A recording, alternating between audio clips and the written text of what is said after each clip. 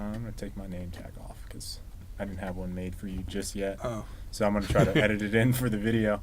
But what's up, guys? This is another community talk. I have the VP, Vice President, and lead programmer for Loadout, Mike Panoff, here with me. He's going to be answering some questions from you guys from Facebook, obviously on the forums. I'll go ahead and post this in the chat. So if you guys want to add any questions there, you can. And we're also going to obviously answer questions from both Twitch, and we're in the raid call. So hello, everyone in the raid call. Hello. Hello. Hello. That wasn't. I didn't feel welcome. Hey, what's up, motherfucker? Hey. So, Mike, can you talk a little bit about what you do on the team and I guess lead us with some of the history of the project a little bit? Yeah, we started out, it was a game, it was actually a pitch for another publisher, just kind of a work-for-hire deal.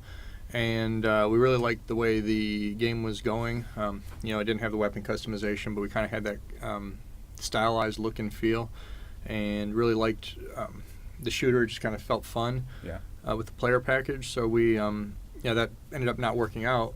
But we said, okay, well, we had a few extra people to work on it, and let's go ahead and run with this. And so Danny, the lead artist, was on it animating. I was programming. Ian was the designer. Eric was doing some concept art, and Scott was doing some sound part-time. And then another guy, we had a level artist that was working on levels. And we just put together some sample levels, started playing it, and experimented with different things. And we had... First, it was kind of over-the-top guns that were just kind of fixed weapons, and then we thought, well, we started tweaking pieces of it, and thought, well, what if we could do this runtime in the game? And we started doing that, and it was just a lot of fun. So then we had kind of a debug UI where we could... I actually remember this. We could change all these different attributes for guns, and started this kind of the birth of the weapon crafting system, and it just took it from there. We just said, okay, this is the pillar. This is one of the pillars that we're going to hang this on, and it was a lot of fun. And back in the early days, we were really agile. I mean, it was placeholder HUD. It was placeholder pretty much everything. But the game was just fun to play, and we were spending hours playing 4-on-4 matches with it. I think we were even playing 5-on-5 at one point with that. Yeah. But all of it on 4 points. Well, at the time was FATH. Yeah. The blue room of FATH. I remember it changed like 3 times. Yeah, it actually started out on Xbox 360, and then we started. The PC was a little more agile to develop for, so we did that. But those are the early days, and then we had another project finish up, and so the game was ready to bring people on at that point. We brought on a whole team of people to make it pretty and turn it into an actual product that should hopefully be released soon. Yep. All right, so let's start with some questions. All right, Tearcast starts off with a non-question question. It was he wants you to do something. He said he wants you to draw something quick. I don't even think we have a pen in here. There's no pen in here to draw anything. We can do shadow puppet. Where's there light on In his face. It's not gonna work. But yeah, he wanted you to draw my face. Draw your face. There's my face. Just no drawing for that. God did such a fantastic job at that. How could I even compete? That would be. Public preview of House Party from Ace Gamer. We'll show that here soon. I don't know when it'll be public, but we'll show that relatively soon. In the meantime, you can check out some. Did we show screenshots? I think with Mark, Beta Angel. Yeah. I think we did. Yeah, there were some. Yeah, there were, I thought. There wasn't any of the gameplay stuff, but it was kind of a description of how it all worked out, like how it all played out. Apparently, Horde mode is planned / extreme early development. Any info on that?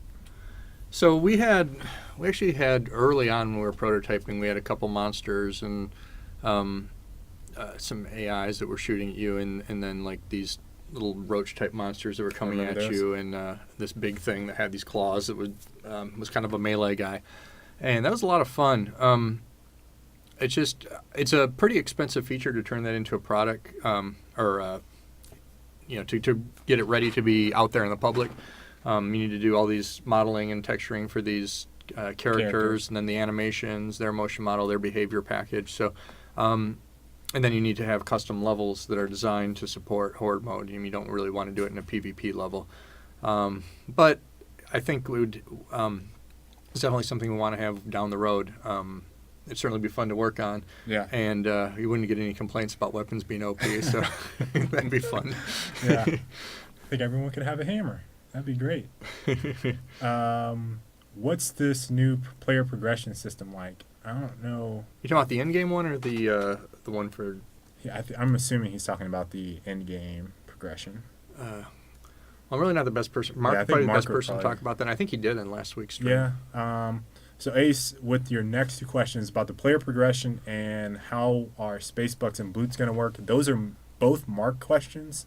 I think I'll have him on again to talk about those specifically, to answer them in depth. We'll have another player progression and monetary economy system discussion for you guys, so we can kind of talk about that. Any new stuff you guys are working on we haven't heard of yet? Well, there's, I guess when we were doing the early on when we were doing the weapons, there were a lot of really cool weapons that were kind of one-off weapons that didn't fit into the weapon systemization. For example, there's a payload that really only works for one type. I mean, we had that thing that shot out javelins. And then between the javelins, there was, this fence, this electric fence that was a shield. And so you could actually shield your flag runner as he was going. And that was really cool.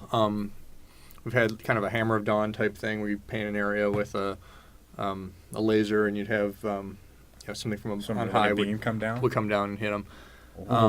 There was some pretty cool stuff that we were working on. It just really didn't fit into the weapon system, so we'd like to find some way to resurrect that. Maybe Horde mode, having them as carrots in there, or maybe a carrot you find in the middle of a level or something. We just haven't. The other one was the flamethrower. Yeah, the flamethrower was really cool. Yeah, that was awesome. Of course, I think there's some footage that's leaked out about the cryo that we've been working on, and that's probably 2/3 the way there.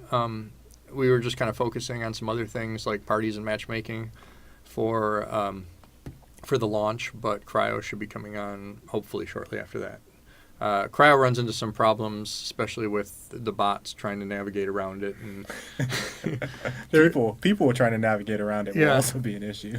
Or someone wants to paint a bridge that goes all the way up to the 500 feet in the air, and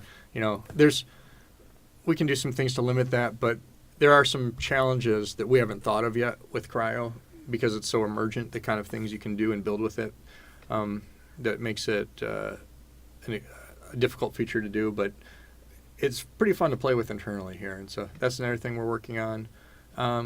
As far as the competitive game mode, we tried a couple of them that were no-goes. They were fun to play, but not as fun as the current one, and they didn't take into account any of the stuff we've done with the current one. I mean, the current one does a really good job of making the other game modes kind of training mode for the competitive mode. Yeah, because sure. You use the control points, you use the flag, you use the vials, and it's kind of all brought together into a cohesive package with the new game type. It's a party. It's a house party. It's a house party. It's a pajama jammy jam. So yeah, there's a number of good tidbits in there. You got is that liquid metal? Is what that payload was called? Well, there was the javelin payload. That was a different one. That was liquid. Okay. And then, there was the liquid metal one. And then there was also the one that was it was kind of a one-off weapon where it shot out these javelins that stick in the ground, and then when you shoot the next one, a fence post would go between it that was this kind of force field thing. Okay. QA loved that one. Yeah. I don't remember using that one, but I remember the javelin. Let's see here. Can I take one from the stream? Or? Yeah, you can take one from the stream. If you see a question at all, you can jump on it. Can we change the name of House Party to Pajama Jammy Jam?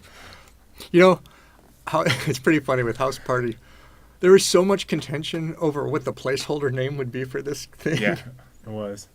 I think we had Juggernaut at one point, and Uber Game, Juggernaut, Mashup. See, the main disappointment with House Party is that you guys don't have any kid and play stuff for the characters, so it just doesn't work. Yeah. We're going to get Kendall a high top fade wig, I think we could get the high top fade going. I got to ask Danny if he can whip that together. Kendall and I could do the kid and play dance right now if you want. No. Would that help? Yes, No. yes, we would like that. Do that, yeah.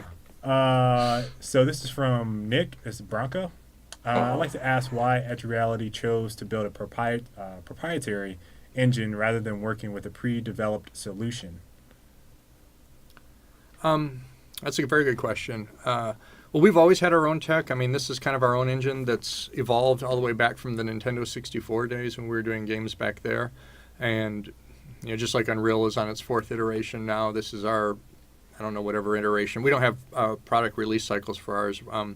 There's a few licensing deals, but for the most part, we use our engine all internally here. And so it's been used on all kinds of games. Basically, all of our games, or the vast majority of our games have used this engine.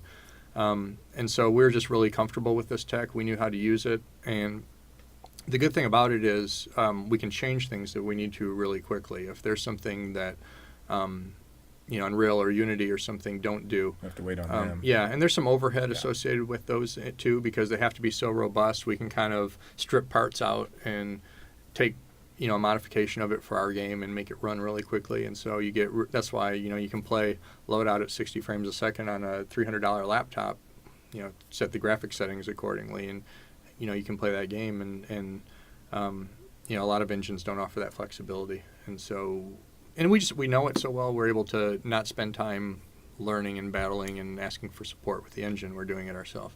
Now, that being said, we do license some middleware things where it makes sense to do that. Our sound system, we're using Miles for the sound system. Yeah. We're using Scaleform for UI for our Flash graphics. So we license stuff where it needs to happen. Maybe we'll license some voice chat, third-party middleware there if we wanted to have voice chat in the game, which we do. We just need to. Yeah. It's on the wish list. Priorities. So. Yeah, it's coming. But yeah, we definitely license middleware where it's necessary, but the majority of the core engines are just because that's what we're comfortable with. That's a good question. Okinada? Oh, Canada. Oh, Canada? Wow. Kendall's practicing for a substitute teaching job. How's the anti-cheat, anti-hack development? Well, it's an ongoing battle. I mean, it's we're early on. A lot of stuff was on the client, and the server was just kind of there as this mediary to shuttle some traffic back and forth. And we've pretty much now moved most of the stuff to the server. So even if someone does hack locally, it's not going to affect the other players. In fact, we've actually detected and stopped a lot of stuff that where it looks like somebody's hacking and, they're able to do it on their own machine and it looks to them like they're doing it, but other people aren't being affected by it. So, but, we're never going to, you can't get rid of it entirely. And there's certain things you can address that, but I think we're doing a decent job with it. Before we release, we still have another pass on some things we're doing. I can't talk too much about, but we're doing some other things before it actually releases. But right now, I think there was a point there where we had about 2 weeks to catch up where some people had done some stuff in Cheat Engine and infinite ammo and warping and moving to players and all that stuff is pretty much gone now. So part of it is like you guys helping us out with stuff like that. Yeah, the videos. In fact, when you guys suspected someone's cheating and you're uploading a video of it and we see what's going on, that was super valuable for us trying to figure out what was happening. And so I really appreciate the help you guys have given us. We wouldn't have been able to get it to the point where it is right now without it. But yeah, it's an ongoing battle and we have people that are dedicated to it. So we think we're ahead of the curve on that, but there's always going to be some people that figure out a way around it. Yep. Another Facebook question. This is from Francisco Calvo Casanova. When are we going to have vehicles, Humvees, helicopters, and trucks with Rambo-like machine guns on them? Wow. Well, I don't know if we will, to be honest. I mean, it'd be pretty cool. We actually had a talk the other day. We wanted kind of like the Halo-style little mini hover thing is what you get for getting one of the control points in the new game type. Like a ghost? The ghost? Oh, I forget what it's called. Is it the little small thing? Yeah, the little small one you get on the Halo. Ghost is like, it's purple. It's like it's the Covenant. Yeah. Oh, okay. Yeah, we had talked about doing something like that, but it just, we don't know if it fits in the IP. And then there's a lot of work to get, the physics model for that, and weapon balancing, and it really just be like a temporary perk you get for, during a certain small portion of the game. But I don't know what it does to balance. I don't know what it does to. Why are you laughing? That would be absolutely hilarious. You cap something and then you get into a ride, a little hoverboard, and then you go flying over to the next thing. That'd be hilarious. Oh, a hoverboard, like in Back to the Future. Yeah, I like a hoverboard. That'd be a nice equipment piece. Fucking cool. But, oh man. Oh, Nick's. I didn't even see Nick's second portion of his question. He asked, but you kind of answered it. Can we expect to see the engine used in any other EOR games in the future? Yes. Hopefully all our games. And we've done some things, like when we did Mass Effect for the PS3. There's already a code base for that. So that was a port of BioWare's engine, but for the most part, we try and use our engine in all our games just because it's the most efficient way to get it out there. Yes. Also, this is from Francisco. I'm going back. They both had two-part questions. How about a new game mode where you can detonate bombs that destroy the map? Doomsday mode. Man, this guy's just... Terraforming, you mean? Yeah. Wow. He wants some extreme stuff. Terraforming would be tough from a technical standpoint. It's doable, but the way we do our lighting is kind of this pre-baked static lighting that if you were to really mess with the topology of the level, it wouldn't work. You wouldn't get as good visuals as you have right now. And so it's just terraforming, I don't think, is something we'll be doing anytime soon. All right. Zechi... Can we disable healing on the medic kits after damage taken? I think that, see, what you're experiencing is that, and I'm just going to talk back a little bit. For anyone that hasn't played the game up to the point where we change med kits to heal over time, there's a slight latency. Like we had instant healing on the health packs. So if you grabbed it, ran over it, you got insta healed on your screen sometimes, but on the opponent's screen, they wouldn't see the instant heal, and then you die after running over a healing pack. So what we did is change it to a heal over time.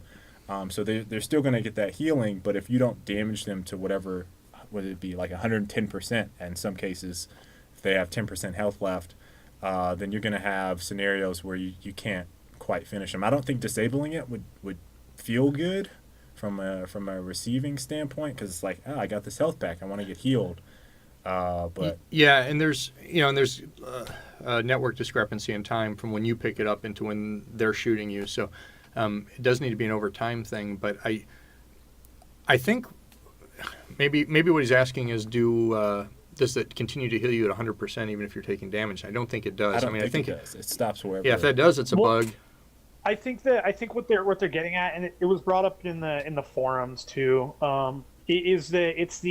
You're going after somebody, they roll into a health pack, and you've been pounding on them, and the health it's hard to bring the health back down while it's going up. Like it's like the concept of somebody standing there healing them while they're being shot, and that makes more sense. That you're sitting there getting healed while you're being shot, but the health pack kind of, for some people, it feels that way. I see what you're saying. Yeah. That's a good point. We can go back and look at the way that that both those values are being applied over time, and see if we can come up with something that still feels good that still feels like you can heal yourself, but you feel like you can outpace it as the attacker. So yeah, sometimes you just have to.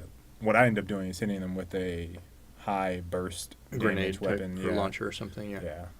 But yeah, okay. I kind of see what you're saying, Zech. Let's see. Cody Wilcox. When will T-Bone steak be worked on again? Are they talking about the equivalent of Axel's rod? Don't we just have to fix the sensor, right? Pretty sure that's... It was taking up so much screen real estate that we... Pretty sure the sensor is the only thing that's messed up on that right now. I don't know. I think that's is that a Danny question? Yeah. It's a Danny question. It's an art question. I don't know what they were... I think they're working on Helga first. Yeah, that's the focus right now. Justin May, is there a possibility of a trading feature being implemented? So there's been some talk of that. One of the things that we hear with the trading stuff is that you actually put this huge incentive out there for fraud, and especially if you're talking about you can trade things that you pay real money for, Right. then it introduces a whole gold farming fraud type headache that we probably don't want to. It's a risk we probably don't want to take on at this point right now. Maybe down the road it'd be something we'd want to put in, but we just want the game to be as secure as possible when we're going out there for launch. Okay. When will the money system be changed? Well, we're hopefully going to be testing that internally here over the next week or two. So if that goes well, probably a week or two after that. Yeah, we have. I mean, this could be a really big month. We have Parties. We have skill-based matchmaking, which goes in. The first iteration of skill-based matchmaking goes in, I think, this week. Mm-hmm. And then we have parties, and then we have. I don't know where progression is going to land on that, but could be in between or around that time. So yeah, the next month is going to be like really big. Yeah, next month. I mean, we're really working hard here, and the next month is going to be there's going to be some pretty major changes. Hopefully, we'll get the new game type in there as well in its own playlist that's not locked to the public. Sean Mauricio. Will the full version of Loadout have more taunts, clothes, characters, guns, player slots? Yeah, we're going to continue to be releasing stuff after launch. I mean, after we launch, there's going to be we have this constant trickle of new stuff that's coming out. He's just lying. We're not gonna. There's nothing. No, don't listen to Mike. There's what you have right now is all you're getting ever. No, it's this is games as a service, and unlike a box product where you put it out there and go on to the next thing. I mean, we are going to continue playing it, continue making new stuff for it, and continue making the game cooler. Hopefully, as long as we have players playing it. All right, let me see if there's any more in this forum thread. A little personal question for me. Why was the pace of the game slowed down so much from the past? By pace, you mean what?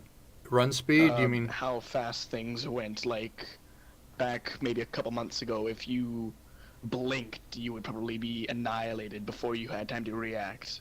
Like, rocket launchers were ridiculously powerful, ARs had amazing aim, shot faster, etc., etc. So you're saying why was the lethality of the game turned down? The Yeah. time to kill has gone up. Man, that was largely community feedback for the most part. Yeah. It was an issue where people felt like they were dying so fast for a mobile shooter that they had no chance to be mobile. So that was part of the reason. Yeah. I always figured when I played that mobility was so key at getting the advantage so that you didn't die quickly, and if you weren't mobile, you would be annihilated. Because I remember back in the day when I had that amazing, like, modified sniper. It was the sniper that Bigness used with the iron scopes, etc., etc. But you had to get close up to use it, or at least I did. I had no skill back in the day. And if I messed up a jump or something, or I turned a corner and there was like a team, I was done for. But if I went around skillfully, like, say I went on Trailer Park, and instead of going down the sewers, I would jump across the bridge, etc., etc., I would be able to survive. It was... Yeah, I mean, Awesome. my personal feeling about it was that the game felt more like a who saw who first, which is very much so like a Call of Duty-esque. Let me outshoot you because I have this position versus maybe an Unreal Tournament. Can you actually track me while you're aiming and bouncing off walls and doing stuff like that, being mobile? And what you're talking about is positional advantage. So you had good movement because of your position, and then you saw someone and killed them. Whereas I think the direction that we wanted to kind of go was more along the lines of, yes, you can see them and get a jump on them, but can you actually, track them, or is this guy's player movement better than yours or whatnot? But I think there's a number of different opinions on the studio about that. But and then this also allowed for more balance and more weapon variety, I guess, with this. If you had to make everything a one-hit kill, then things... it was causing headaches for Walter, too. That were amazing. But just from the community, everyone... I mean, this seems to be overall, we're getting better feedback from this. That this is the time to kill is about where it should be right now. But if you guys think otherwise, please let us know in the forums. See Also, I don't know if if we have to you're really in revert charge of back this, on the but change. What are you doing to improve like the creativity? Because right now there's a couple of amazing weapons, a lot of decent weapons, and then a couple shit weapons. Yeah, I mean I don't know if that's you or Walter. that's a Walter question, Catman.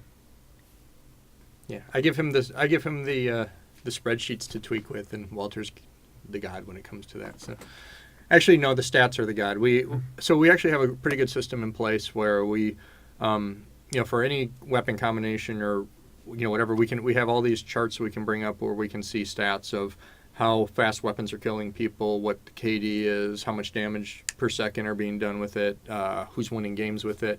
We look at the success of a weapon on all different axes, and then we try to balance for that.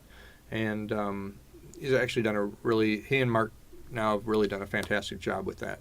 And it's to the point now where we have enough people playing and enough stats that we let stats make these decisions. And now, of course, if something is overwhelmingly in the forums where people are like, "Hey, this sucks," so, we change that, because there's a subjective part that doesn't come from the stats, which is the feel of using a gun. Does it feel powerful, or does this gun feel like it's any fun? And if something is okay stats wise, but it sucks to play, there's a lot of times where we make a subjective call there. But as far as the balancing goes up and down for lethality of weapons, that's all stats driven right now, where we're getting that feedback. In terms of, there's a big perception problem, I feel like anyway, with the perception that there's not a lot of weapons that are good, and stats to kind of show otherwise. I mean, don't get me wrong, there's a lot that need to be improved, but I think you guys would be surprised at the different variations of weapons that actually work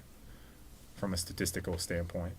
Yeah, I mean, it's true the vast majority of weapons you can make will be bad because there's billions of combinations, and then there's, a few thousand combinations that are actually really good. But again, there are a few thousands of combinations of very successful weapons. So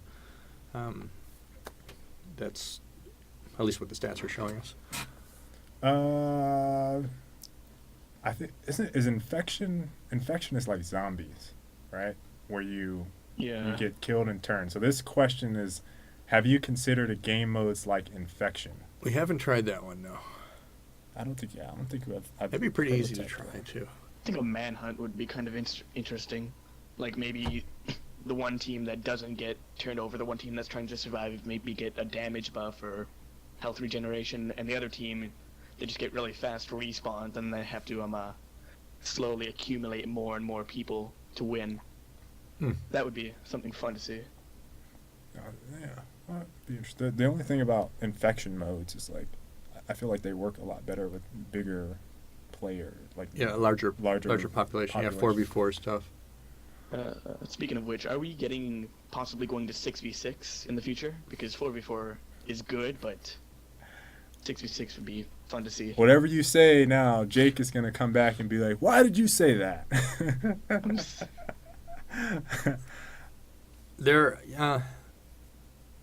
I mean, there's some, at the current frame rate, at the current, trying to get this, running at 60 frames a second, and with the current memory requirements, it's just a trade-off between visual quality and probably in getting more people in there. There's also network bandwidth issues. So there are a few technical challenges to go up to that. It's not that we can't do it, and but also another thing in our game, the games right now, at least for the current game types, they play really well as 4v4. I mean, we can internally on our LAN crank it up to 6v6 or 8v8 even, and it was way too hectic. Even in the bigger maps, it seemed like you were just always dying from all these areas and you didn't really understand what was going on. And 4v4 kind of was just the magic number where everything felt right. The new game type feels really good at 4v4. We could try that at 5-on-5 and see how that goes. But for the most part, the reason it's at where it's at is because that's what felt best. And then we tuned the graphics and the memory and everything like that to be optimal at that size. So yeah, we can tweak things and put more people in, but gameplay wise, from a design standpoint, I'm not sure that's something we'll continue to investigate, I'm sure. But yeah, but I think we may end up playing for the new game type. We may end up trying throwing another person in there and see how that goes. Vasil Petrov, when will you ban walrus for hacking? Real question is also, when will the new game mode go live and not for a select hand of people? I don't know when it'll go live in terms of who it's allocated to. That'll continue to be ongoing. In fact, we were just playing it earlier before the start of the stream because we're trying to get 4v4s. And it's kind of like a rolling invite. And I feel like I keep trying to explain this, but right now we really need very critical feedback from people that will provide feedback. And so you have to go through a process and say, well, who is active and provides very good feedback for us to read? Who is active and is silent? Who is somewhere in between?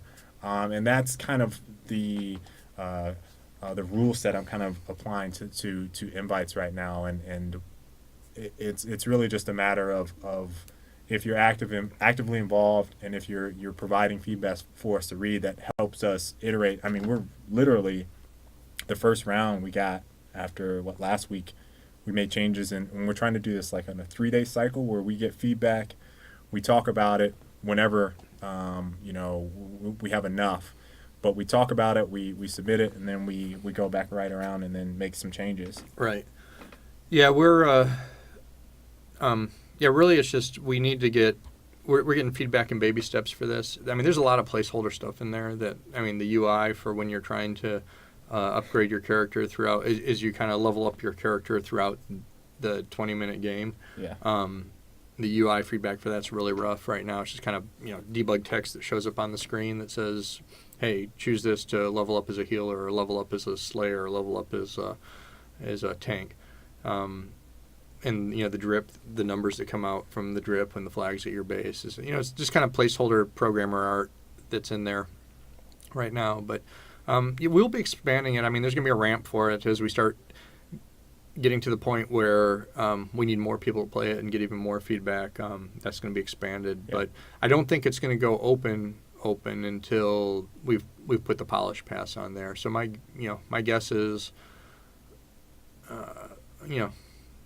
the 1 month to 2 month range, but it just really depends on the feedback we get from the forums. I mean, if you guys play it and say this is great, it'd be sooner. If you play it and there's just some really broken stuff, that there's only one winning strategy and not multiple ways to play it and win, then we'll look at adding some things to add variety to it and to rebalance it. Okay. David, I don't know his last name, Hagelund. Will you introduce more types of weapons than those already available? Well, we'll probably introduce more parts and more payloads.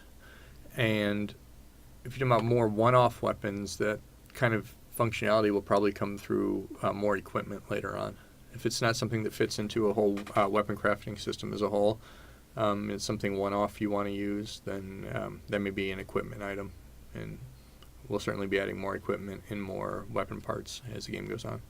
How many game types, weapon chat? No, that's about the same thing from Paulius. Victor, I'd like to ask how you guys came to the idea of weapon crafting.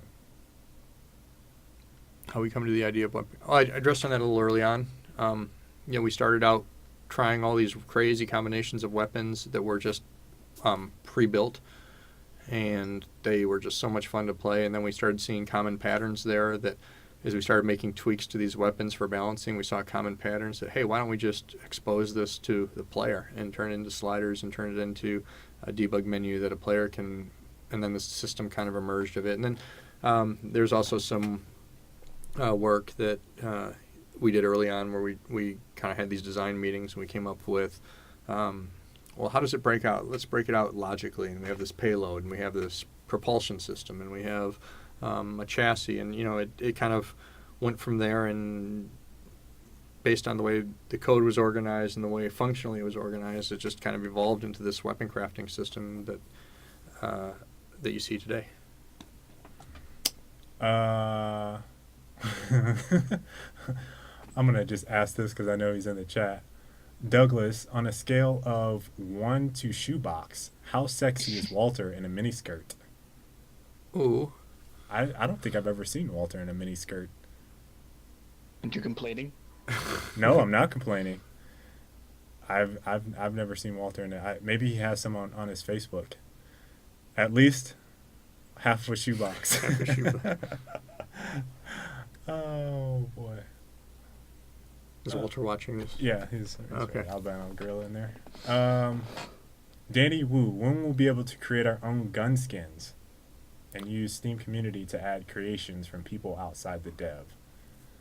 So, as far as sharing your guns with people, I'm not talking about the skin part, but community sharing of the guns, that's actually something that's being worked on right now. We hope to have that for launch. If not, it'll be shortly thereafter, where you can create a gun and celebrate it by saying, sharing it on Facebook or Steam or whatever, where you say, hey, look, this is the gun I made, and your friend can come play it for free for a bit. We're working on the details for that. And it's definitely something we want to have because it's really fun to create your gun and to be able to show somebody that, oh man, I made this, right. This gun that does this amazing thing, and I want my friends to come play it. And you bring them to the game and they get to try it. That's something we definitely want to put in there. Second part was the weapon skins. So the tech is in there for that. It's just trying to put the feature wrapper around it is kind of the long pull there. So trying to basically the UI guys, the HUD and UI guys right now are working on doing parties and matchmaking and the new progression system. And so trying to get the weapon skins in there. And also we want this, you want to do the weapon skins in a way that is cohesive with the style of the game. Because nothing ruins, I don't know, for me, like if I play some other game like Call of Duty or Gears of War or something and I see someone walking around with a rainbow gun, it just kind of blows the fiction there, or blows the IP for the game right there. So we definitely want to do the customization in a way that is meaningful, but doesn't just ruin the IP. So right. We want to definitely make sure that we're releasing it in a way that these guns can look good no matter how you want to customize them. So you're saying I'm not going to be able to put a unicorn shitting a rainbow on my gun? Oh. Probably. Yes, but the rainbow has to be of grungy colors. Okay, well, that's totally fine. Sold.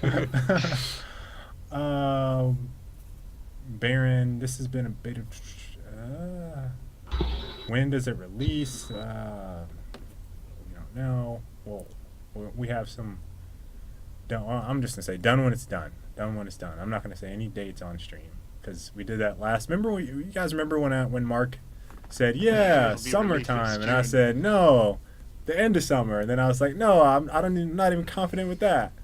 It's like the last day of summer. We're past the last day of summer. It's tomorrow.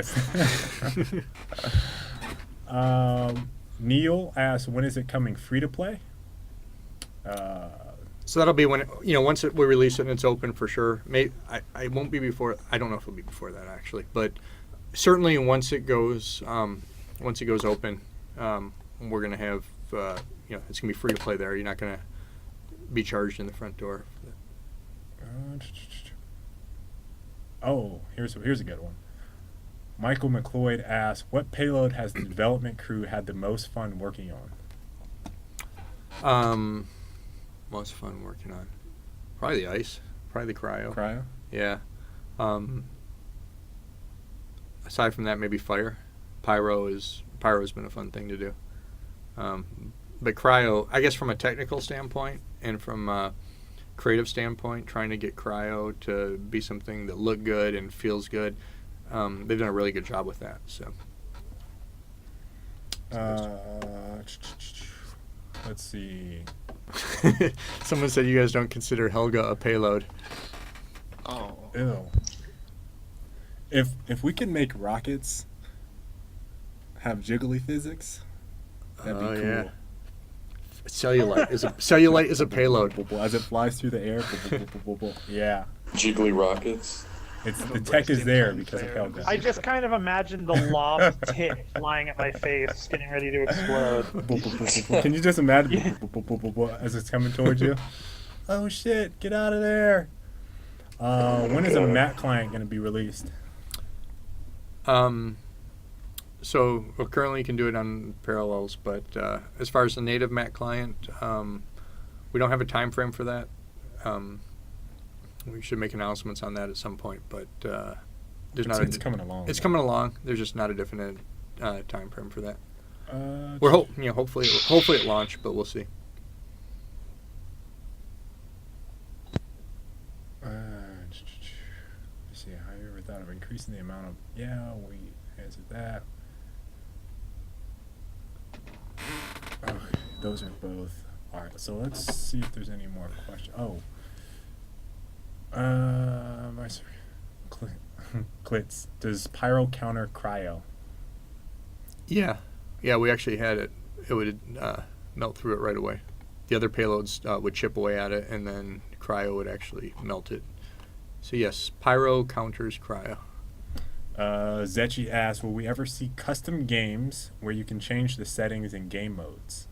Yeah, so that'd be the custom servers, and that's a feature that's post-launch, but hopefully not too far post-launch, where you can basically set up a custom server and then you can set what the final score is or the match time, or say, hey, we only want to let Tesla weapons in this one, or whatever the deal is.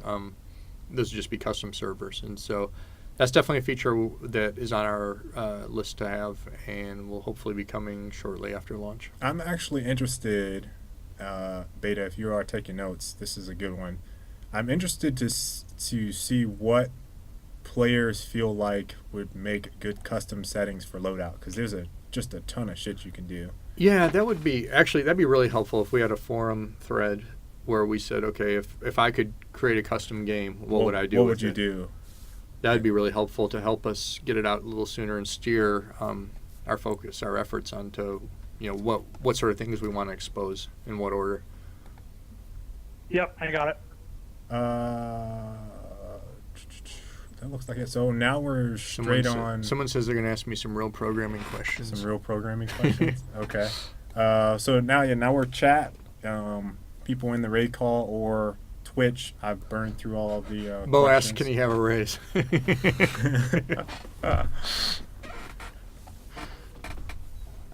Let's see. So you guys got any questions in raid call? I'm typing. I can't ask questions. Who's all? I'm trying to see who's all in here. In the thread, I asked about possibly some future equipments, if there are any planned, or Nothing we've announced yet. We've played with a few things, but we haven't really done any work on that. I don't think we're going to have any more equipment for launch. It would be one of those post-launch features. But there's certainly we actually had a huge meeting on it a few months back where people came up with some really good ideas. We just haven't put any of them to test yet. But yeah, there definitely will be equipment. I just can't say what it is right now because we have to try them in the game, try them internally, and see what's fun and what isn't, what's OP and what works with the rest of the game. Any tutorial training stage for new players? Yeah, that's the on-ramp, and we are working to try and do something with that. That's one of the things that will be very close to launch. We hope to have that before launch. There's some work going on with that, but right now we have the pop-ups, but that's certainly not enough. Yeah, right. And so trying to get a good on-ramp, when someone first comes into Loadout for the first time and whether they know shooters or not, you kind of ask them, do you know shooters or is this new to you? And if you do, you kind of put them down one of two paths, and it's not a boring tutorial, but it's something that lets them understand how it all works, is something we definitely want to have in there as soon as possible. Mike, can you arm wrestle with Arctic? That's not, he'd rip my arm off. I'm strong like bull. They hire me for plow much distance. Mike would rip my arm off. Can I have a friends list button to cancel all my pending Steam friend requests in game? Please. Having like 1,000 requests from random people just who don't even own the game is just ridiculous. That's cynical. Through Steam. For Steam. Yeah, because you have all those pendings. Like I have a whole lot. But if you click on your friends list, it shows all the pending. You're not talking about in game though. You're talking about within Steam. Are you talking about I'm talking about both. in game? Yeah, I think Fusion is talking about. He's talking about in-game. both. You said you're talking about both. More in just what's it called? More in Loadout, but I'm getting a lot of people who don't even own the game on my Steam friend lists who appear. Bo says on we my- have plans to handle that. Move on. All caps. Bo, could you elaborate on what we were doing with? I'm gonna have Bo on stream. Top man handling it. Yeah, it's part of the new party system that we're doing, and your friends list is all going to be, it's all integrated and going to be much better. We're moving on. Any more questions from you guys? Got about 10 minutes. See, it went by pretty fast, right? That did go by pretty Once fast. you start I was answering worried. the questions, it's that hour is like you burn through it. What kind of clustering algorithms are used to analyze the weapon balance? That is a good question. So we what kind of clustering algorithms? Probably Mark would be the best person to answer that. Really? Yeah. Okay. There's a Mark question. I know the systems in place that we can get to get him the data, but then he's determining how to cluster it and what's relevant. And so that's actually a good question. We should actually write that down and have him answer that for the next time. Okay. Are you planning on adding an offline mode, something like instant action mode from Unreal Tournament? Where you just bots locally. Yeah, come out where you could just have the game and play where you're not. The one thing about offline is you're not going to be leveling up, you're not going to be getting rewards because that can be hacked, of course, and you need to be connected to a server for that. So, yeah, you're saying we just play a bot match by Yeah. yourself with bots against bots? Yeah, it's certainly doable. Maybe. We should. Are there any plans for like a short term to add in the ability to have LAN play? No, there won't be. Or is that stuck to custom servers? That'd be custom servers.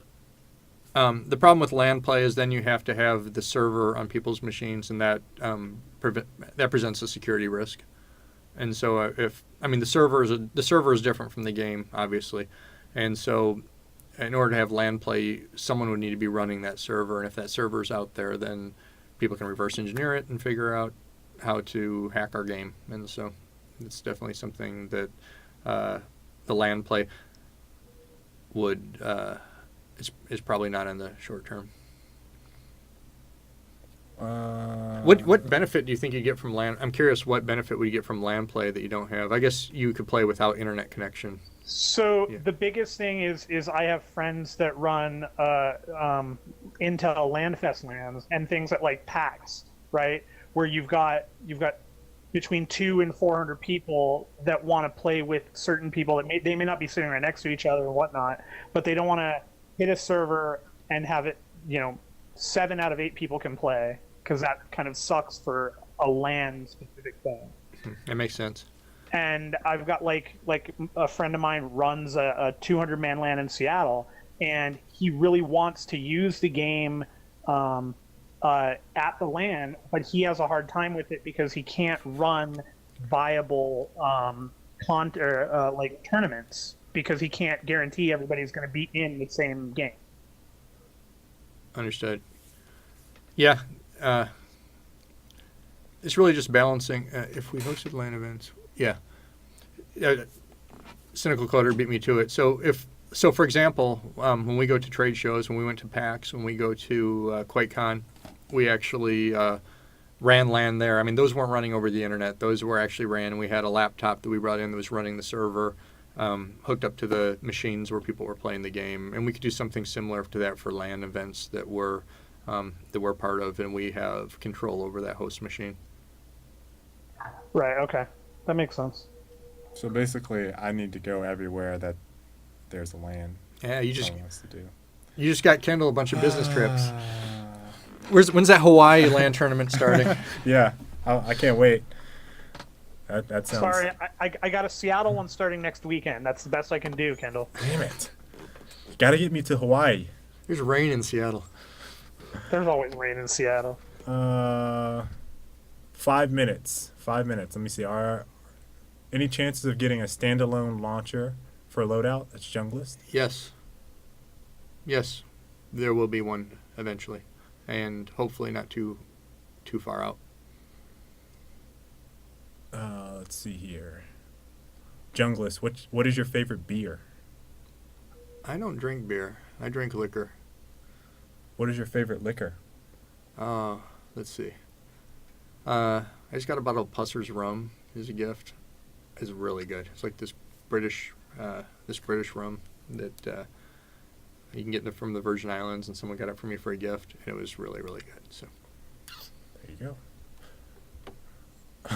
During a hard beer. Walter says too many calories in beer. I think we should end the show. You tell us about your workout plan. my workout plan. Oh my goodness. What is a workout plan for Mike Panoff? To be as ripped as Mike Panoff, what do you have to do? Should we just have a pose down? Should I just get next to right now and just get next to him and have a pose down? That's what, instead of the kid and play dance, Kendall and I are going to have a pose down to end this. How's that? No, let's see. I do a little bit of everything, just so it doesn't get old. I bicycle. I ride my kids to school on a bike with a little trailer in the back. Swim. I do yoga, and then I do weights like 3 days a week. 3 days a week? 3 days a week. Do you do regular yoga or do you do like Bikram, like hot yoga? No, I tried that. Oh god, I tried Bikram twice. The first time I did it, it was right after a soccer game, and I was already dehydrated, and I didn't know you were supposed to bring water. And I got in there, and I was sweating. I mean, I sweat so much I actually quit sweating, and it was just miserable. And it was an hour and a half long and hot. And I thought, okay, I'm going to give this a fair shake. I'm going to go try it one more time. So I went there a second time, this time fully hydrated, and it was just as miserable. I mean, there's a lot of people that swear by it, and if I was trying to lose a lot of weight or something, I would definitely want to do that. But I kind of like the variety and the fact that it's the same 26 postures or 24 or 26 postures in a row in the same order every time. And then it was just so hot that it was just uncomfortable. And for me, it wasn't for me. I know there's a lot of people that really enjoy it, and to all of you, I say namaste. But for me, it wasn't my bag of tea. What about diet? Diet. See, when I was younger, working out was a big thing. Now that I'm old, and I won't say how old, the diet's a bigger deal. And for that, it's just try to get as many calories as I can from protein, and that minimizes your fat and carbs. And then I also don't eat. When I was younger, I used to just eat and eat and eat until I couldn't eat anymore, and now it's just portion control. That's how I eat still. Yeah. To be young like Kendall. If I was young like Kendall, I'd eat whatever. Listen, guys, I got so full one day. Walter knows. I got so full. We went to Brick House, I think. I had chicken and waffles, and we had some beer, but I was so full that I could not swallow my spit. Like, I was that full. I had to spit in the trash can for like an hour. I was miserable. It was awful. I do that if we go to... So I will actually still binge like that if I go to Estancia or if I go to Chao, like one of those Brazilian steakhouses. We had our company... Christmas party there, and that was like basically all you can eat good meat, and I was nauseous after that. So that's about it. That's all the time we have. I'm sure these notes, Beta Angel, have the notes up on the site if you guys missed anything. There's Mark in there. I don't know who we're going to have on next, but let me know who you guys want. I think we still have, I think you were the second, and I think Rob was on that list. Okay. I've already got Scott. So maybe try to get Rob on. We'll see. Sounds good. But thank you guys for the questions. For everyone that submitted a question on Facebook, I think I was giving all of those people some codes, so that'd be cool if I can get them to them. we'll see how busy I am afterwards. But yeah, all right, guys. Make sure to follow us on Twitter, follow the stream, check us out on Facebook, and we'll see you guys next time. Thanks, Mike. All right. Take care. Thanks. Thanks, guys. See you. Thank you.